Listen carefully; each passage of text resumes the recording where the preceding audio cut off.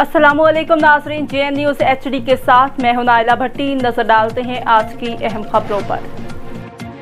शहदादपुर से JN news के deputy bureau chief Syed Usman Ali की रिपोर्ट के मुताबिक जमात अहले सुन्नत शहदादपुर के नायब सदर और Memon academy higher secondary school Shahdadpur के डायरेक्टर हाजी मोहम्मद अली शमसी की रिहाइशगाह पर महफिल जश्न ईद मिलादुन्नबी की तकरीब मुनक्किद हुई और बारगाह रिसालत में गीदर के फूल निछावर किए।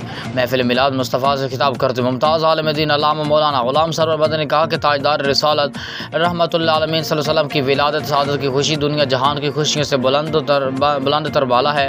ज़ात मुस्तफ़ा ईमान का मरकज़ व महवर है। आपकी ज़िंदगी आलम इस्लाम के लिए मशअल राह है। हमें हज़रत मोहम्मद मुस्तफ़ा के उसवा हुस्न पर अमल से ही दुनिया और आखिरत में कामयाबी मिल सकती है।